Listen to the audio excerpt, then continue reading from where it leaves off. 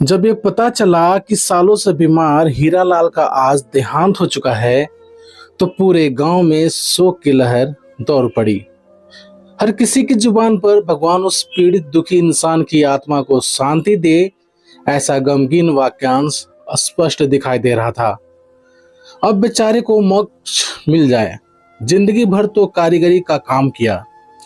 दो बेटे हैं, उनकी भी परवरिश बीमारी के दुष्प्रभाव के भयंकर आगोश में निकली। फिर भी बड़े भाई ने पिताजी के कारीगरी कार्यों को सीखने में कोई कठिनाई नहीं जताई। छोटे भाई ने कुछ दिन तक अपनी आवारगी को मशहूर किया।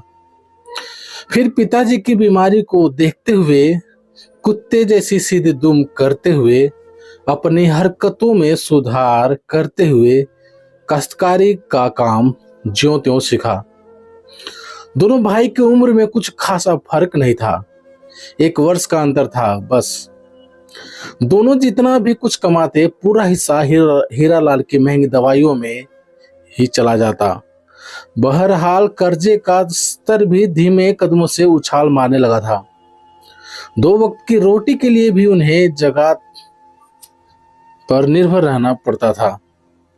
अब दोनों भाई का शरीर सूख के कांटा बन चुका था। जैसे तैसे दिन रात कट रहे थे। आलम यह हो चुका था कि हीरालाल अब किसी भी समय मौत की गोद में सोने हेतु आतुर हो गए थे। समय रात के 2:30 बजे छोटे बेटे मुरलीधर ने पिताजी की व्यथा जानने हेतु उन्हें एक मार्मिक स्पर्श दिया। हाथ ठंडे पड़ चुके थे, कुछ मक्खियां भी अब आसपास मंडराने लगी थी। मुरलीधर फूट फूट कर रोने लगा। बिना बाप के दुनिया कैसे सुलूक करती है वो पहचानता था। घनश्याम बड़ा भाई उसके करुण हृदय द्रवित कर देने वाले स्वर को सुनकर झट से आया और अपने पिता की मौत का मातम मनाकर जोर जोर से विलाप करने लगा।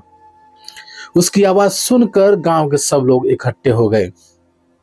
सभी राम राम कहने लगे और देह के समीप जाकर गुप्त आंसुओं को निमंत्रण देने का प्रयास करने लगे।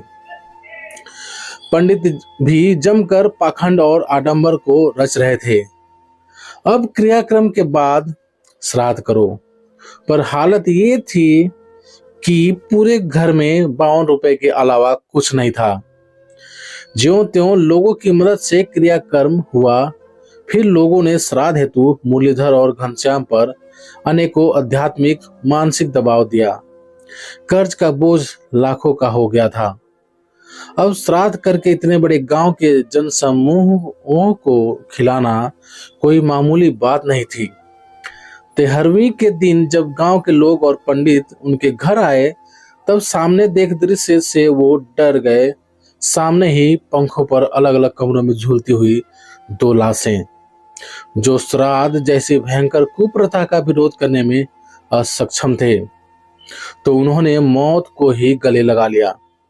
सोचिए जरा, कुछ स्वार्थ परायण लोग अपने षड्यंत्र और प्रभाव को बनाने हेतु किसी निर्धन की स्थिति का भी अनुमान नहीं लगाते।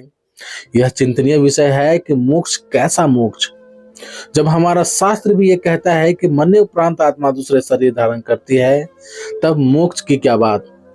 किसने मोक्ष को देखा है?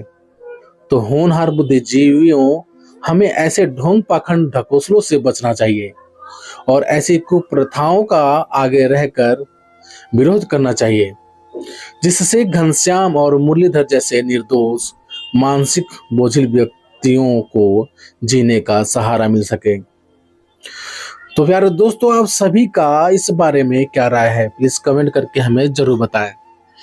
यदि ये कहानी आप सभी को पसंद आई हो तो लाइक करें, शेयर करें और चैनल पर नए हो तो प्लीज चैनल को सब्सक्राइब भी जरूर करें। चलिए दोस्तों, मिलते हैं आप सभी से एक और नई कहानी के साथ। तब तक के लिए जय हिंद, वंदे मातरम।